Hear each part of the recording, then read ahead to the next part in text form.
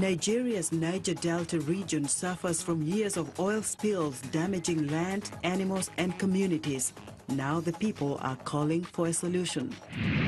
Will U.S. budget cuts affect work to end malaria and AIDS and protect against other infectious diseases?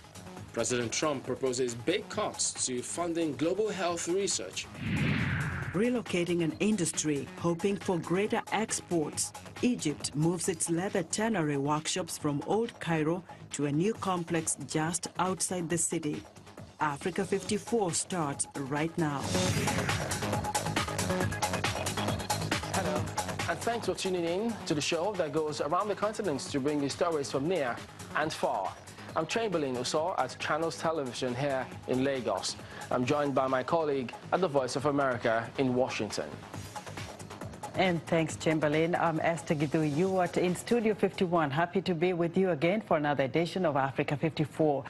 That's right. Over the years, oil spills from petroleum operations in the Niger Delta region has led to environmental pollution, destroying the flora and fauna of many communities.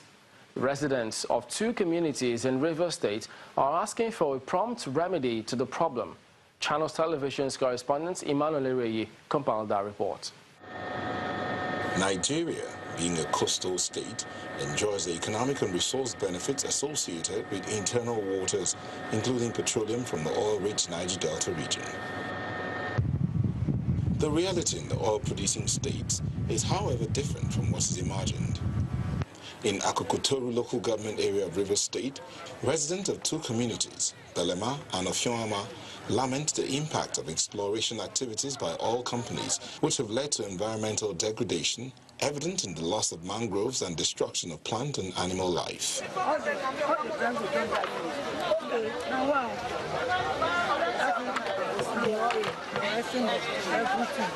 Most of the seafood comes dead on arrival, and those reserved for consumption are contaminated. The fish, even the dry yourself, or you dey inside, the water, or you don't spoil them. As all you don't spoil them, you don't spoil the fish. Even they catch and come dry them, you go see say oil, see them, you don't spoil. This one, the can give small picking, chop. Water sources are also contaminated, but still served for domestic use. This is the water they are drinking. Look at the water. The government to come and see things by themselves. Whether what we are saying is a lie or we are saying the truth. The people claim that hosting international oil companies in their communities for about 37 years has done more harm than good and demand an end to their operations. It is an action based on the fact that a people that have lost confidence in the company that is operating in the area, because the ecological and aquatic devastation caused by oil and gas exploration in our area, in our community, is quite colossal. The protection of Nigeria's maritime environment, just like its landmass, is enshrined in the Constitution. Residents and indigents of this part pray for stronger legislation towards the protection of the Niger Delta region, not just for their survival, but for the survival of its resources and future generations. The United Nations Environment Programme, after an environmental assessment of the region, recommended a comprehensive cleanup by the government, the oil industry and host communities. Well, joining us to discuss the status of the UNEP report is Barrister Peritubo Owolemi, President of the Ijaw Youth Council. Welcome to Africa 54. Let's start by asking you to give us your impression of the level of progress of the cleanup in the Niger Delta. Okay, my thoughts are simple, that we are not pleased with the speed and the way and manner the cleanup exercise is being handled by the people who are saddled with the responsibility to do that. Some weeks ago, about 3 weeks ago, I took a personal tour to Ogoni land, and I didn't see anything on ground, and that is to show that there is nothing happening here as at today. The UNEP report recommends setting up of structures and training of manpower. Now, both the UN and the federal government have appealed for patience to put up the required structures. Are the people in consonance with the government on this? The government has a lot to do. We should move beyond speaking grammar. The cleanup in the Niger Delta, the devastation in the Niger Delta is a huge problem. It's a major problem and it's a challenge. It's a challenge to government, it's a challenge to international, it's a challenge to oil companies, and we as indigenes from the place, we will do our bit by making the environment conducive for government and oil companies to ensure that whatever they want to do in the Niger Delta is done in a peaceful manner without being truncated by the indigenes from the place. So that's call for restraint or whatever.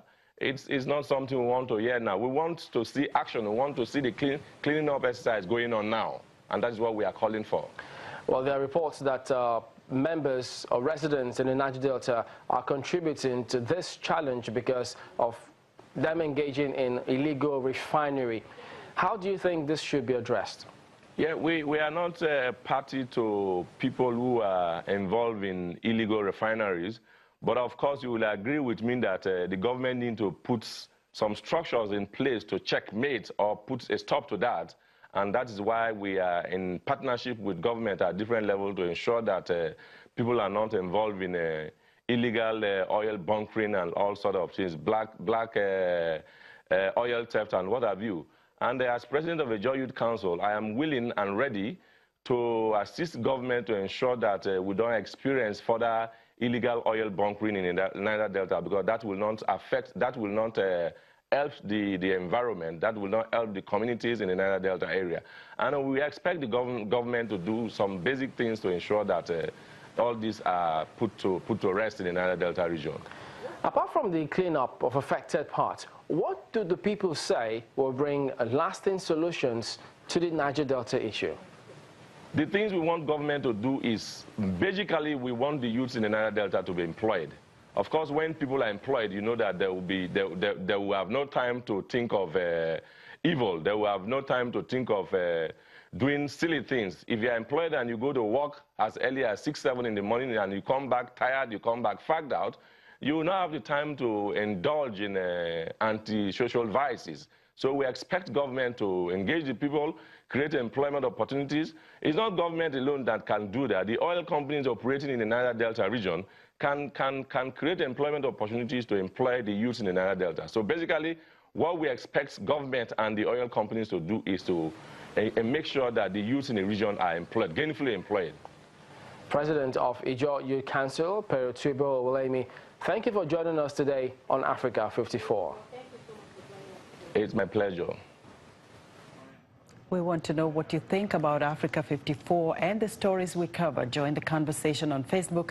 The address is Africa 54, and check out our headlines 24/7 on voaafrica.com. Coming up, refugees making the dangerous journey across the Mediterranean Sea. Thousands try crossing from Libya while Libyan Coast Guard expands beyond its territorial waters, often threatening rescue ships.